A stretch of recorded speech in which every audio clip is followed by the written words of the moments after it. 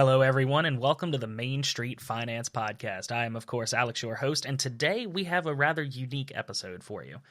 I would like to think that I am a rather informed individual when it comes to finances and all things finances, but really I do have a blind spot, and that blind spot is military finances. I have never been in the military, never really been in the family of someone in the military. It's just a subject that I've never really come close to.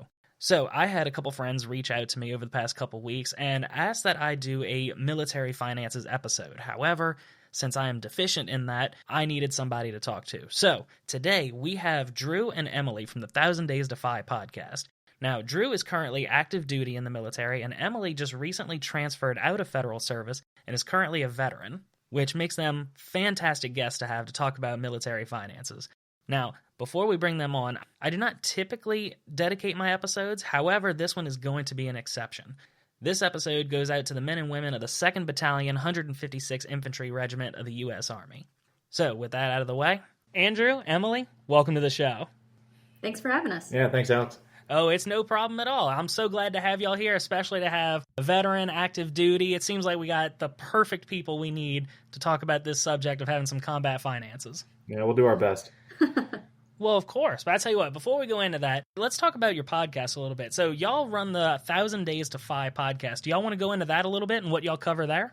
Yeah, so Andrew and I are parents as well as, veteran and active duty military. And so we have kind of this balance between trying to kind of grind out a job that requires a lot from us, but then also give enough resources and time to our children. And so we realized kind of as we're trying to balance all of this, whenever I was forced out of the military due to a medical problem, that there was kind of this unique opportunity to not just see a silver lining, but to make like a radical change that could be a really wonderful one. So we decided to kind of look at our finances and determine if there was a way that we could potentially spend more time with our kids and do more of what we wanted to do. And not only was that true, we could actually become totally financially independent within just shy of 3 years, which is where the 1,000 days comes from. And so that 1,000 Days to Fi was really determined because we identified that if we were to get our debt level reduced, then we could live on our passive income streams exclusively. Andrew could get out of the military, and then I wouldn't have to worry about getting another job, which can sometimes, be stressful and not a known thing simply because I have a disability that's going to impact me for the rest of my life.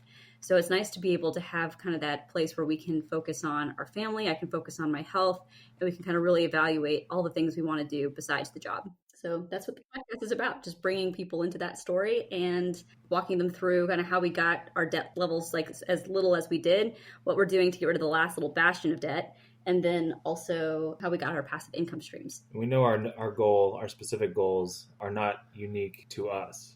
And so that's why we felt kind of it to be necessary to spread our journey, I guess, in order to see if anybody else can garner some lessons learned and apply it to their own lives.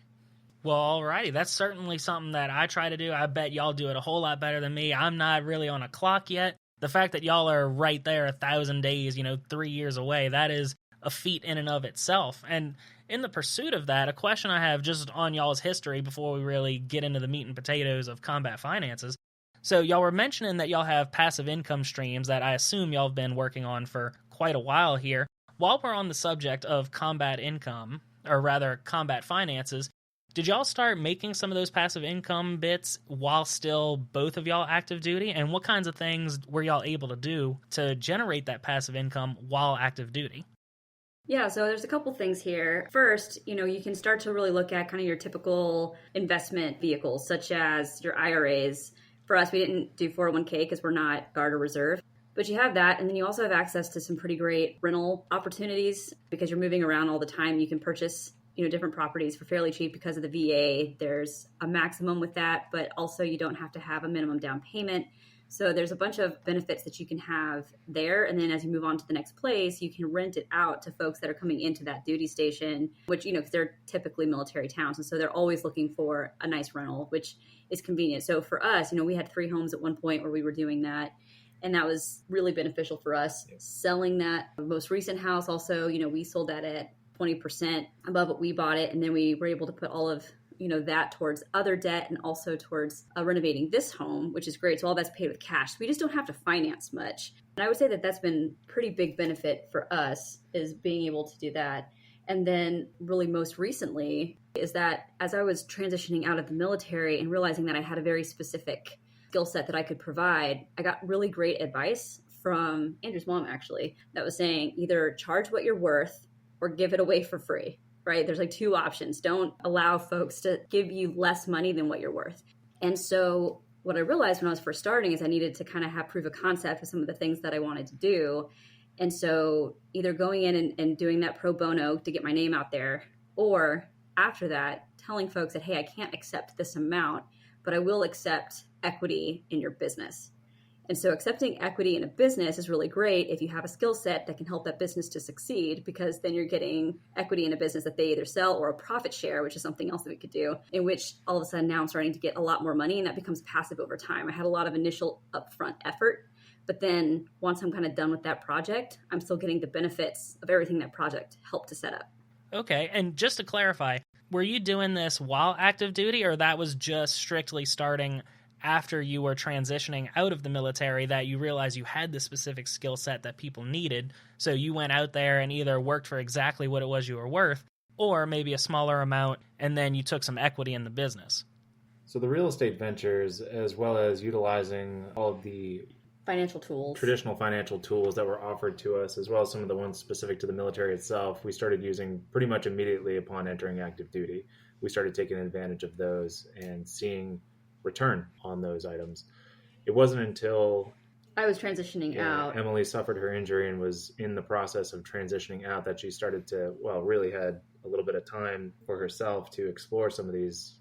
Yeah, so about a year prior to being out of the service, I was told that I could no longer fly. And then shortly after that, I was put into a process that was going to take 6 to 10 months to get through. But we all knew that the conclusion of it would be me leaving the service. And so during that time, I was given the opportunity to go and do what they call TAP, which is a transition program to help military members as they're leaving the service. And then also because I have the disability, there's a couple other classes that they let you attend. It's all pretty fast and furious, because normally if you're a military member who's retiring, you have up to 2 years to take some of these classes. But, I had about 6 months. However, I knew pretty quickly that I wanted to get into business for myself. And so because I knew that, I was really able to take advantage of that full 6 months. And then also the way it works whenever you're exiting the service, if you have any leave built up, leave being like vacation days, then you can go ahead and exercise all of those as one big chunk at the end of your time in service.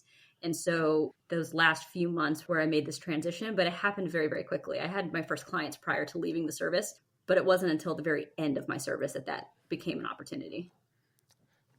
So as far as your specific business ventures, that you it sounds like you got it set up, or at least started laying down the foundation before you fully transitioned out, and then you started the actual work while you were out of the service.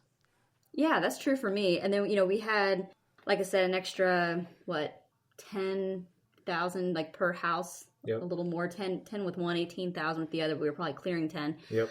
Between our two houses, we had an additional 20,000 that was coming in with the homes that we had. So that, was pretty beneficial. And that was prior to me leaving the service at all. And then also with those different investment vehicles, we got pretty much everything squared away in terms of like the 529 for our kids, and also like our Roth IRA, which is going to be something I talk about with the TSP, because that's a golden opportunity with the military that other folks don't have. And so those kinds of things, we were able to just get some of those other funds totally funded so we could start to focus on what we wanted to do with all of the other extra income that was coming in. And so I would say that it wasn't really until I left the service that it became like, oh, we can do this, right? Like we can be financially independent. Up until that point, we were just kind of getting ourselves set up. But once that foundation was laid, it was just really rock solid. Gotcha. And you teed me up I was saving this for later, but we have it here. So a piece of advice I see often, so I live and breathe this financial independence stuff. I'm always in the articles, listening to podcasts. That's how I discovered you guys originally. By the way, loved your episodes. Hope it continues. But what do y'all think about a piece of advice I see every now and then is, hey, to anyone in the military, active duty, buy a house in every duty station and rent it out. I see several articles arguing for it and several arguing against. Now, I know for real estate, it's typically a very personable kind of thing. You're either really good at being a landlord or really not good at being a landlord. But as people who are not only veterans and or in the military currently, but as people who have had rentals at what seems like at least several duty stations, what are y'all's opinions on that advice? Right off the bat, before you start going in investing, period, you need to look at your current debt to income ratio as it is. Don't take on more than you're comfortable with. If at any point it starts to feel uncomfortable, you're probably taking on too much. You don't want to be at a position where you can get overextended, and that's very easy with multiple rentals. If all of a sudden all of them are unrented, you're on the hook for all of those mortgages. You don't get any special deals because you're in the military, that you're still owe all those mortgages. So I would say that I agree with that 100%, that you have to really look at your own risk tolerance as well as, how much extra money you have, because you're creating an emergency fund not only for yourself and for your own family, but also for those investments in the event that they sit idle. And then if they are idle for a little while and they need to have additional repairs done to them when people are ready to get back into them, do you have that money? Otherwise, it's going to become a money pit pretty quickly. And how we've approached our real estate is the money that we make off of those properties, I would say 90% of it, if not more, we reinvest into a fund for those properties themselves, just for the purpose of annual repairs between renters, having to cover the mortgage when renters are unavailable for periods of time, and those types of things. Because we approach each of these properties not as quick turnover sales. We're not flipping anything. We're keeping these properties for 10, 15, 20 years at a time. And that's kind of how we're approaching it. And so for the payoff down the road. Right. And a lot of times what you'll see is, in our opinion, kind of the smaller homes end up renting a little bit better and you have a smaller mortgage. So the mortgage for my house, kind of in Mid-South type area is really super cheap, right? So if I was to compare that against, like, let's say California, the Mid-South is much cheaper than the West Coast. And so I'm able to get a home with a mortgage that's $400, even with escrow and insurance, or, like total escrow for taxes and insurance. You're looking at about $600, but I can rent that home out around $1,000. So it's nice because I can put that entire $1,000 into the home. I can have some of it going towards, kind of like those future repairs and things like that. Or I can put all that money towards the mortgage and I can pay it down faster. So I'm letting them build the equity into it. And I also have this asset that's then paid off if I wanted to do it that way. Otherwise, I can just let them build that equity slowly over time. And then when we're ready, we can take that and put it into another investment property into the next place once you're ready to sell it, which is a pretty decent strategy. Probably the best strategy that I know of for folks that are thinking about purchasing a home. That you can do it like we did it, and it's, successful, but we're not making buku dollars. Like the crazy dollars that I see people making are when they go into it together with partners that are also in the military and they buy, so for perfect example, since I'm a pilot, what we call it the pit pad. So pits for pilot training. And you go in and you buy this really beautiful home where different folks that are coming into the training scene can kind of go in and live in this communal setting where they're going to benefit from that communal setting because they're in the training environment.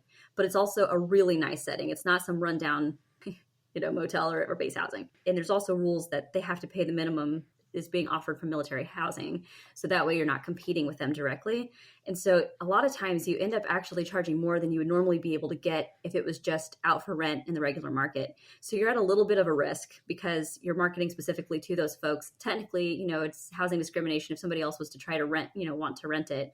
So you have to look at those kinds of things and recognize that there's some limitations and you have to be prepared for kind of the legalities of those, also going into something with a partner. But a lot of times what these guys end up getting is hundreds and hundreds of dollars coming in every single week. And they end up making 3, 4, 5 times what the mortgages on any one of these homes. And then pretty soon at the end of 2 years, you're sitting on $1 million in profit. So I've seen that happen. You need to have a lawyer and you need to have, some extensive business plans with a plan like that. Yeah. But it is something that's available to you and you're aware of the market and you're aware of the opportunity, which is kind of cool.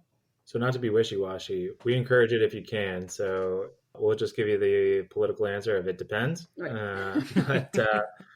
No, but we're advocates. But no, we're advocates of it. You have to, like anything, before you go into any type of financial venture whatsoever, you have to look at your own finances and look what the risks and rewards are and evaluate your own tolerance before jumping off, and then understand what you can manage. For instance, we hired off Property managers. Property managers. Every time. Yeah, I don't manage anything on my own. No, and so getting those good recommendations, when you get hooked up with a good property manager, they make your life so much easier, and they're totally worth it just for that peace of mind aspect of everything, to make everything run on autopilot, which is great because, we're still active duty in the military, which is a demanding job as it is. And so our ability to manage multiple properties at the same time while doing our regular job can become overwhelming very, very quickly.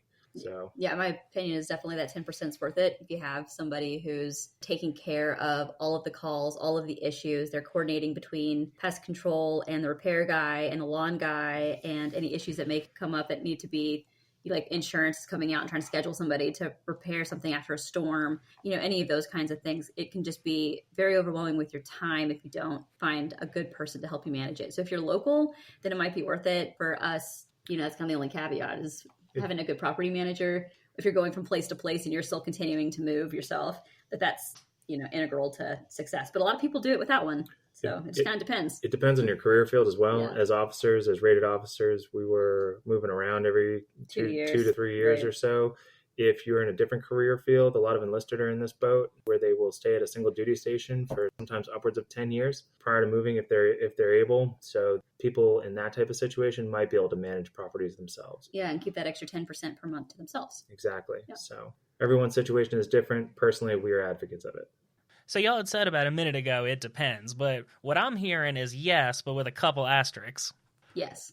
You just got to look at your own situation. Exactly. Everyone's finances are a little bit different, and their life goals are a little bit different, and their life circumstances are a little bit different. And so you have to look at all the pieces in the puzzle before jumping off into real estate is just one example, but any real financial venture whatsoever. And also I think that like investment vehicles, it's good to have a diverse portfolio, obviously, but also you enjoy the process more if you enjoy the vehicle. So I would say that we're good at real estate. We enjoy real estate. We enjoy moving around. All of those kinds of things contribute to the fact that we like to use it as one investment vehicle. And you hit on something else pretty good there, Emily. So in terms of diversifying, we're able to diversify even within our own real estate market because we move around and can be in different real estate markets as throughout the career. So that's the other aspect of it. If you're buying multiple homes within the same housing market, or are you buying multiple homes in different markets across the country?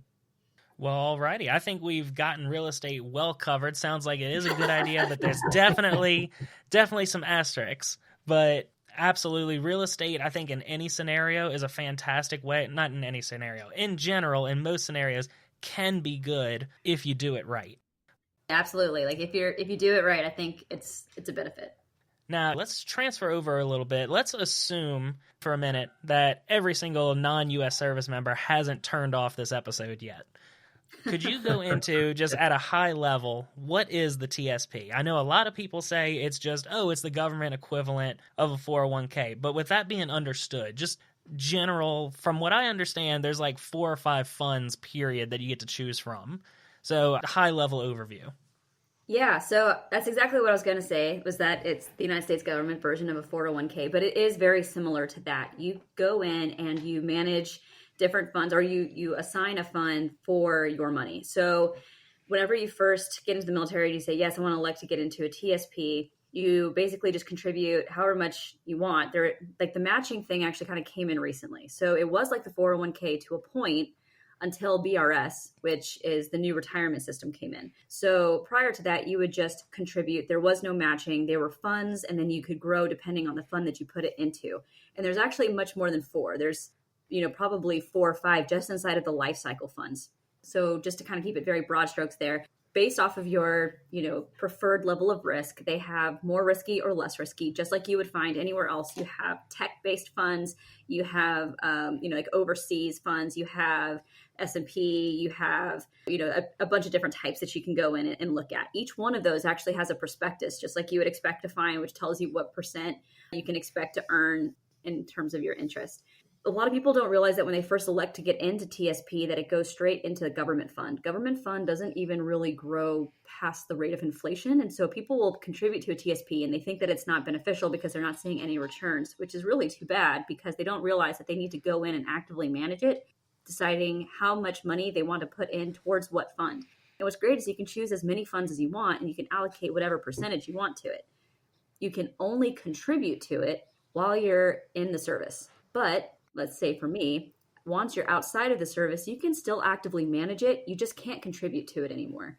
So I can't contribute to my TSP, but I can go in and I can change my funds. So for example, I'm in a Life Cycle 50 for the majority of what I'm investing in. So Life Cycle 50 is one of their more aggressive funds because it's the idea that I've got 50 years before I'm looking to retire. So I want it to be aggressive, and it's got a spread that I like. They've got other ones like a Life Cycle 40, 30, 10. They've added a couple others. And so the smaller the number, you're saying, hey, I want to be able to retire sooner. So please don't be as risky with my money. I want to have some of it even in a downturn.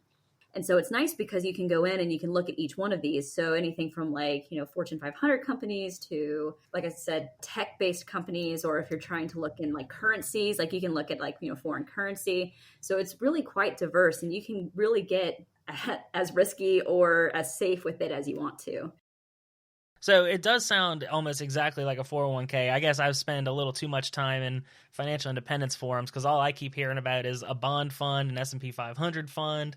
So this is the first I'm hearing of there being all these individual, really specific ones. And just a point of clarification, I'm assuming the life cycle funds are the military/government equivalent of target date funds, but instead of there being a 2050 fund, as in you're trying to retire at 2050, you have a life cycle 30 fund, meaning I'm trying to retire in 30 years.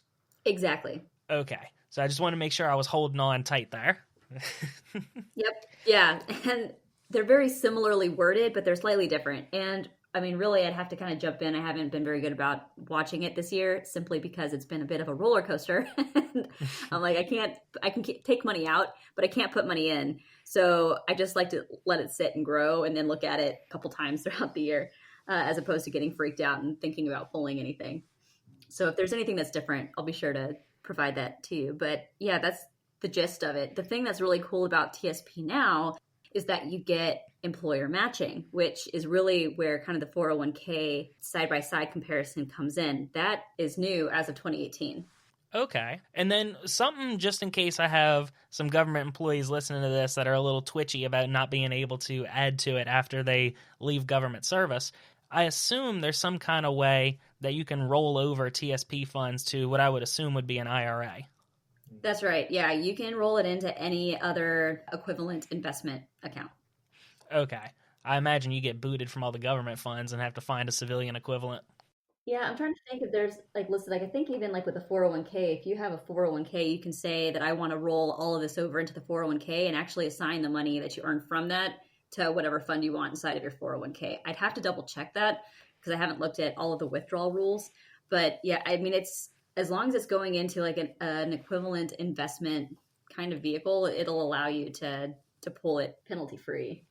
Penalty free is the key part there.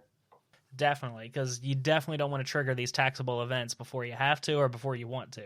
Exactly. Accidentally getting that tax bill is never a fun time. Exactly. Yeah. And along with that, you'd want to do it just like you would with a regular investment, like, an IRA. You'd want to make sure that you don't pull it into an account first before you put it into another IRA. You would want to make that transfer happen seamlessly from one account into the other investment account. Otherwise, you would trigger that tax event. Gotcha. So dodge the taxes, people. That's right. I had a accounting professor. I got my degree in finance, but you have to take your accounting classes as well. I had an accounting professor that really loved saying, remember kids, tax avoidance is legal, tax evasion is illegal. That's right. That's the spirit. Subtle difference. That's right. It's a difference between, you're putting money in a 401k, therefore you're not paying taxes on it yet, versus, I'm going to underreport what I earned. Exactly. Yes. Exactly. Yeah. Very slight difference, but you can ask Wesley Snipes or MC Hammer. They'll tell you the difference between the two. They'll get you one day. But so now that we've covered, I think, two of the biggest things here, typically people go for either real estate or investments or some mix of the two. So I think now that we've gotten a good base here, I actually have a couple military friends, which I am not in the military because I cannot do a 2-mile within 10 minutes to save my life. So I actually have a couple friends in the military that reached out to me and were like, hey, do an episode on military finances. and I have no clue about military finances.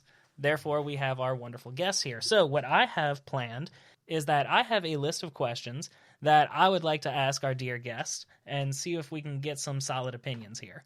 So I do need to throw out there that while Andrew and Emily are active duty and formerly in the military, their beliefs are not necessarily representative of the U.S. government or the Department of Defense. All their opinions and thoughts are their own. However, they've been through this before. So if you're newly in the service, or if you're someone who maybe never paid attention in training sessions, or if they don't have training sessions, I don't know because I'm not in, but that's what we're here for. We're here for personal experience, not necessarily full recommendations of this is what you need to do or this is what you should do. So with that being said, Andrew, Emily, y'all ready for some fun questions? Ready. Fire away. Let's do this. Okay, so the first one we have here is, what is the best short-term way to invest my money while out on deployment? Yeah, so I guess this kind of depends on if you're going into a combat deployment or not. Inside of a combat deployment, it's the SDP, that's the Savings Deposit Program. So this is established to provide members of the uniformed services that are serving in designated combat zones. And that's the important piece of it, right? It needs to be a designated combat zone. Just because you're coming under fire or you're acting inside of an advisory capacity, inside of a space where there may be combat happening, unless it's a place that it's a combat zone, it doesn't apply. So that's something to note.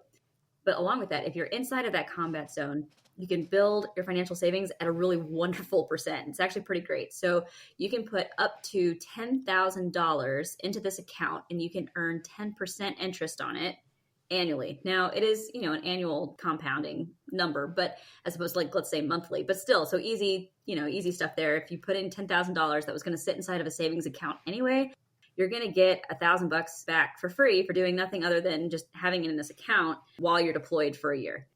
So obviously any fraction of that is, how much you would get back from it, which is pretty great, I think, in my opinion. I think that that's a really great way to do it inside of a short period of time. Yeah. That's right. Yeah. You have to be receiving hostile fire pay. So that's the way that they determine if it's that combat area or not. So that hostile fire pay is part of it. The other piece of this that's kind of important to note is that you need to be deployed for at least 30 consecutive days. It starts to take effect the day after, and that's how many months you get to count. So if you're on a 12-month deployment, which almost always gets rolled into a 13 to 15-month deployment, you'll still probably get the full 12 months. But if you are doing a 6-month deployment, you can't start until the 31st day. You're only going to get the compound interest for 5 months. But still, that's highly, that's much more money than you're going to get if you just put it inside of even a high interest savings account. Like you're not going to touch a 10% return anywhere else. That's completely risk-free, which I think is pretty great. Also, the other thing is if you serve at least one day in each of 3 consecutive months, then on the start of the 4th month, you are also eligible to start earning in this program. So there are some folks I know who are pilots who would be able to go into these hostile fire zones and get their pay, only spending 2 or 3 days there at a time. And then they would get to come and spend the rest of their deployment somewhere else. But they would also get to take advantage of this program, which, don't hate the player, hate the game. So that's probably the big one. Yeah, the DoD Savings Deposit Program. Yeah, so that's one. And then if you're not in a combat location, you can take advantage of a couple other things if you wanted to go into.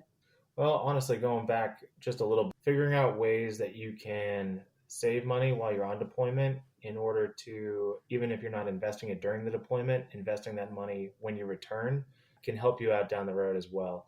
For instance, if you are single or even if you're just able to reduce the economic draw on your own finances stateside while you're deployed, you can take all that money. It ends up being pretty sizable sometimes, and then roll, instead of buying the new car when you get home, investing that into even one of the traditional vehicles that we spoke about earlier.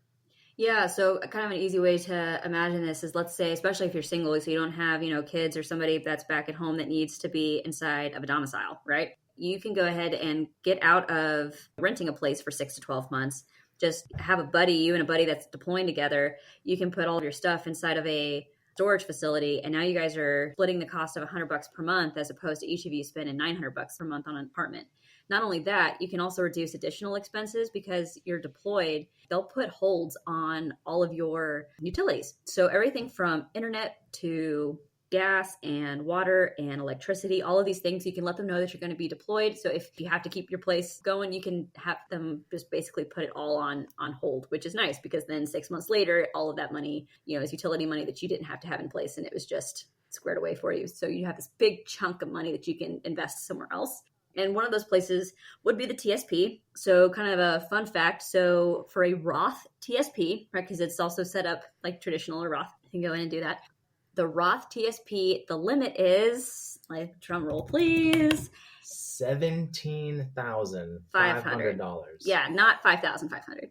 So depending on your tax picture, some people prefer traditional because they can defer those taxes, but we're at a 30-year historic low for taxes. There's probably a point when those are going to go back up. I would suspect it's going to be soon. So, if you can do that now, pay those taxes, get there now, then you can just access everything that grows off of that tax-free, which is awesome.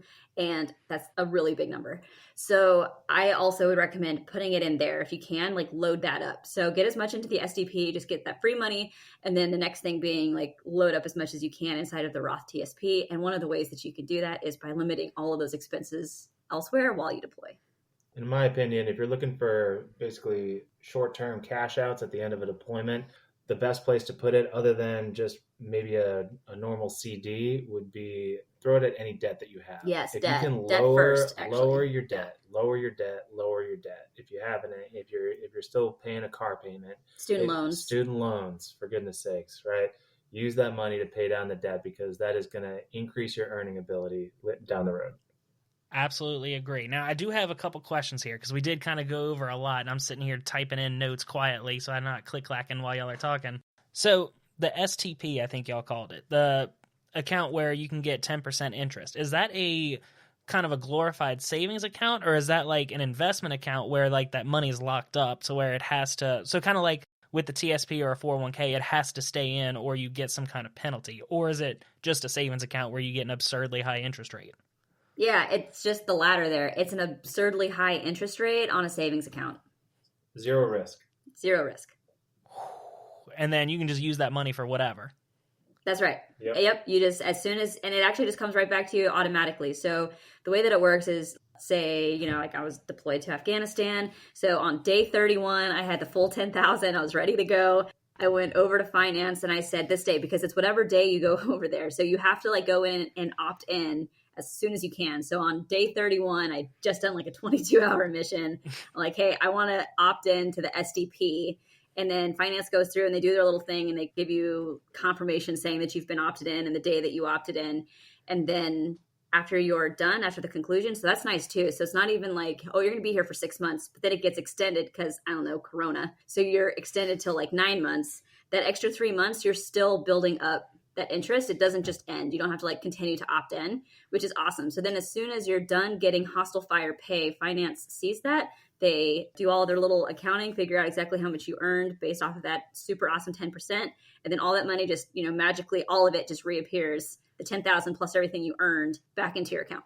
And it's any number up to 10,000. So if you can only do $500, do that. You're still making free money, So even if you can't do the full amount, it's much higher than it would be sitting in any other high interest savings account. Over that period. Exactly. Okay. And a note for posterity here that I feel the need to include, because sometimes I see this happen on other podcasts. So we're saying you can get a 10% rate right now. I am a banker. I will raise my hand and say that. I can tell you that right now, a high interest savings account, you might get 2%, maybe 2.5%. So we're saying with the rate environment being 2% or 2.5% being the best you can get right now, you can get 10 with this. Yep, it's congressionally mandated. If you are getting hostile fire pay, you are eligible for this, and you get a 10% return. It's pretty unbelievable. Shoot, I'd take it. Yeah. Well, and it's just nice because it's, for shorter periods of time. So it's nice to know that you're going to get a guaranteed 10% return up to $10,000 put into the account over, 6 months, 9 months, 12 months. Even if you're there for 3 months, like you're going to get money back that you didn't have when you first put it into the account. Absolutely. Okay, let's go on to our next question here. So the next question we have on the list is, how does getting benefits work with service members only having so much time as, quote, active duty? Yeah, so this has to do with Title 10 orders. So going from like Title 32, which is kind of your state, to Title 10. Now, there's kind of some weird things that go along with this, right? So I'm not going to break down too much of it just because we weren't Guard or Reserves. My stepmom was, and I actually talked to her a little bit about this question ahead of time. So in many cases, Title 32 can also qualify you for federal service depending on what's being done. So let's say, for example, that the Guards called up because there was a hurricane and it was a emergency declaration. So the emergency declaration qualifies you for federal aid. That federal aid, even though you're technically on Title 32, then makes you like a federal employee because you're acting in service to the emergency order. There's like some crazy stuff like that. So I don't want to go down this rabbit hole too much. But if you're deploying, you're Title 10. And then you're going to receive the exact same benefits and service credit as a federal active duty service member because you're that federal employee. So all of the same ones to include your active duty ID card, type things. So think education, leave, base privileges, healthcare, not just for you, but also for your family. So that's important too. If you have anybody back home, married kids, they're all of a sudden eligible for TRICARE Prime versus, whatever else that you had. And TRICARE Prime, everything's free. So you have to be inside of the network, but it can be a real benefit, if something unexpected comes up. So I don't really have a lot extra. Do you want to add anything to that? No, that's the biggest thing. If you're on Title 10 orders, you get all the same benefits as active duty. So everything that we just spoke about previously, you can take advantage of yourself while you're deployed on Title 10 orders, if you're a Guard or Reserve. And then I think the healthcare aspect benefit deserves another stomp on it. So if you're going to be activated on Title 10 orders and you have a family, it's incumbent to make a plan to immediately enroll into TRICARE Prime when you depart. And that can prove extremely beneficial. Yeah, so make sure that they've got a copy of those orders. But otherwise, the benefits end up being the same. And I want to say that there's also some time limits on some of these things. So I want to say for combat, it's automatic. So if you're going to a combat location, the minute that you're on Title 10, you're eligible for everything. With other types of deployments, I want to say it first takes 30 days. And then on the 31st day, then you're eligible for all the things as well. You have some access for yourself and then everything kicks in.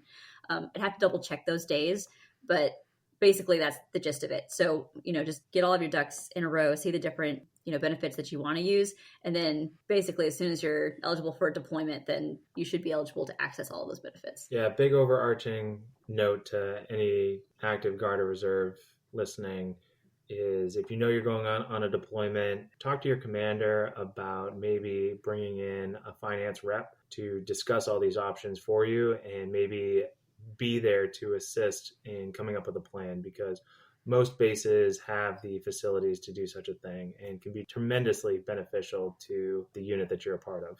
Yeah, so like for the Navy, it's Fleet and Family. For the Air Force, it's the Airman Readiness Center. So all of those things, you want to just pull in a representative from those because they have a lot of resources and they're going to have a lot of these little nuanced pieces that if somebody has a question, they'll be able to provide them with the right resource. Especially depending on where you're getting deployed to. So once again, if you're getting deployed, talk to your commander about getting a representative from one of these agencies to your unit to discuss all these options, and then go seek that person out to set up a plan.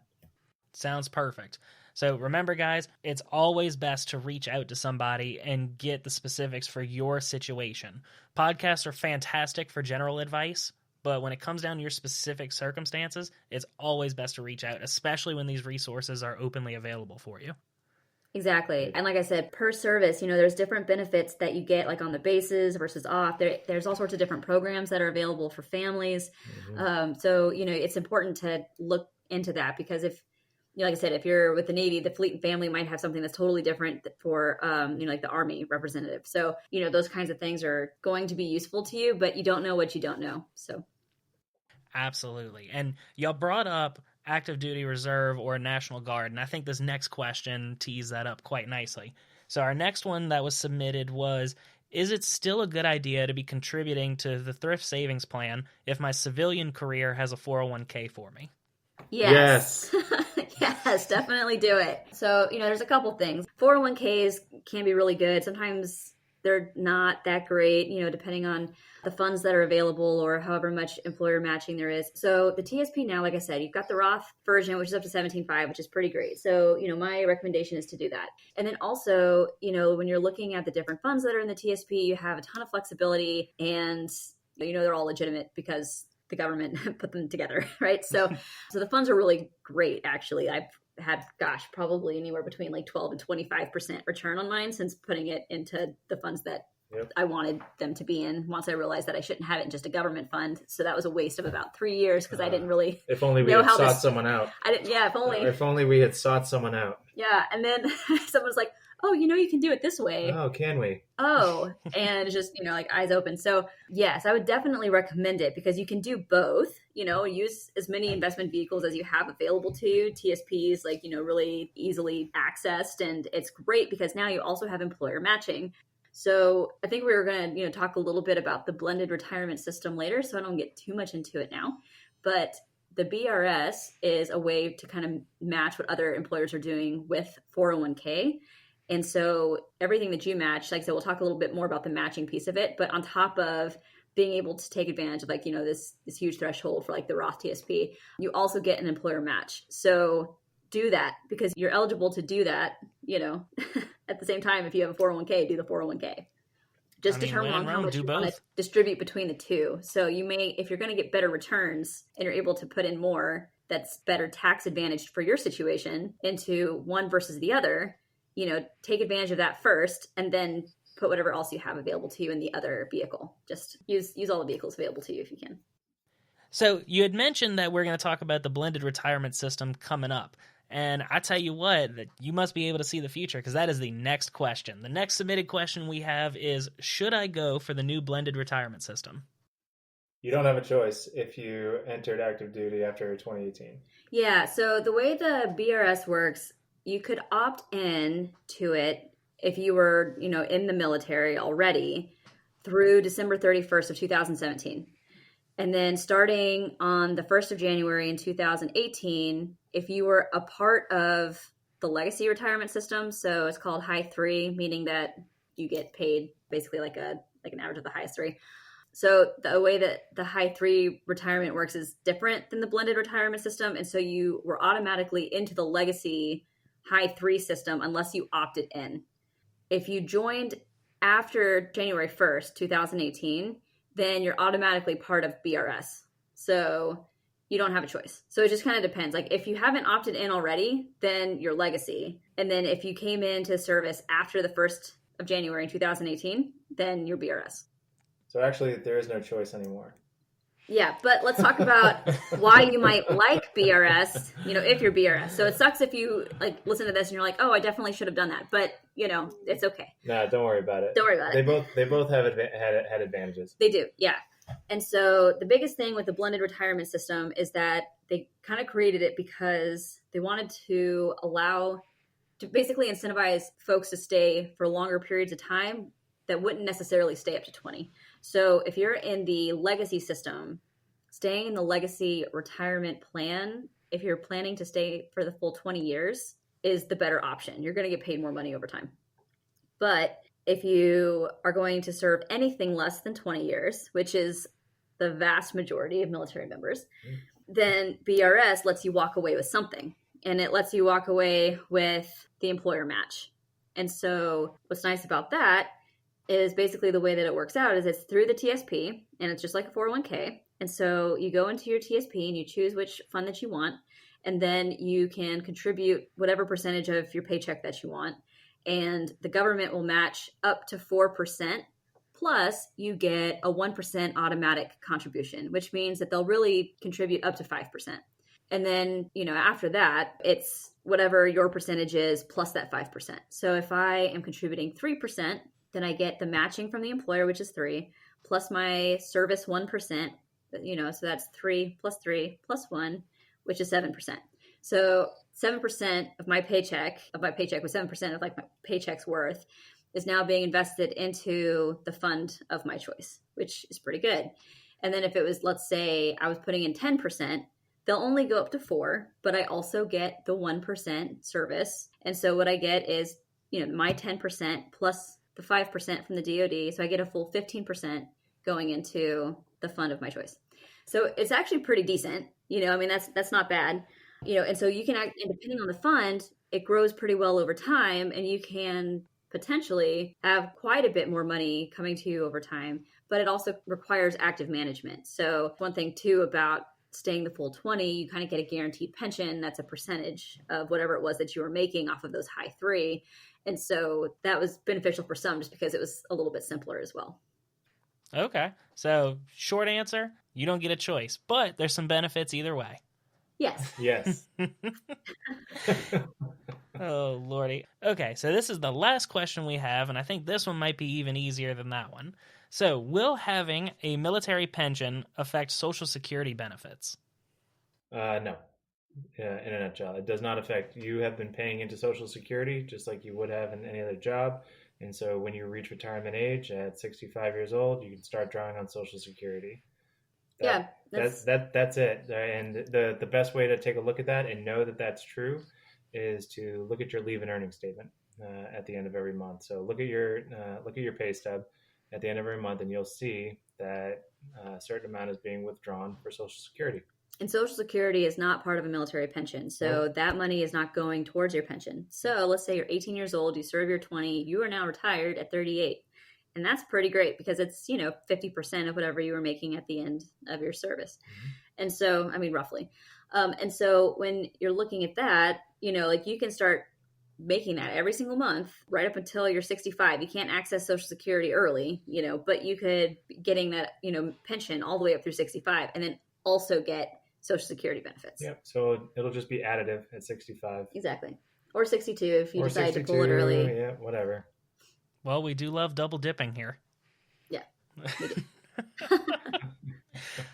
All right. Well, we've actually reached the end of our list of submitted questions, so I just have one for you guys, and that is, maybe before we go, what is maybe the one biggest piece of advice y'all have for active duty or even reserve service members that are trying to manage their finances or maybe improve on their finances? There are a ton of financial resources. It is a benefit to the Department of Defense to have their folks be financially solvent, because when you're not, that's when issues happen. You become distracted, you can cause errors that can kill people, or worse, you're looking for money and so you become a national security risk.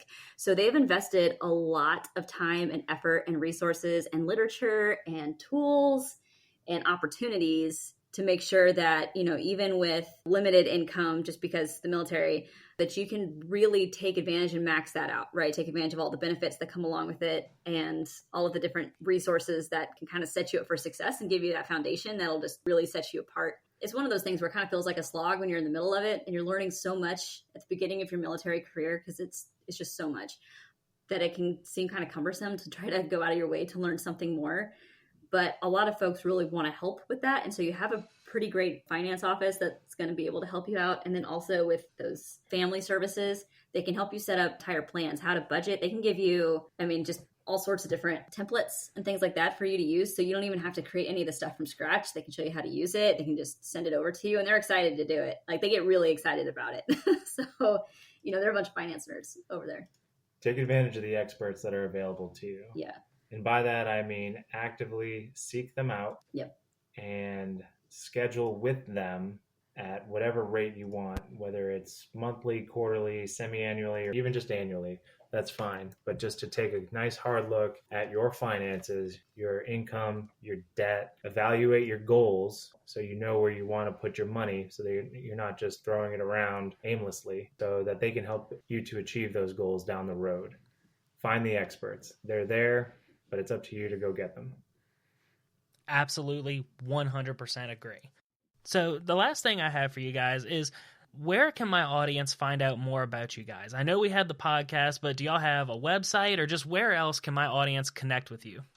Absolutely. You can find us on Instagram or Twitter at 1000_days-to-fi, or you can go to the number 1000days-to-fi.com and you can learn a little more about us and our journey, and also hear our episodes. And then also find some of the tools that we've been using to count down to 5 and get our debt pretty much down to 0. Well, alrighty. That sounds fantastic. And I got to say, personally, thank you guys so much for being here. This was very educational for me because, again, I know nothing about military finances, and I know especially this is going to help some of my friends and other service members that maybe didn't get it the first time, because they do give you a whole lot of training right there at the beginning. They do, yeah. Fire hose. Yeah. So thank you guys so much for your service. Thank you so much for being here. Thanks, Thank Alex. you. For everyone at home listening, all the links for everything they mentioned will be in the description below, including everything for their pages, their contacts, their websites. Everything is going to be there below. Thank you so much for being here. And for all of you at home, I'll see you guys next week.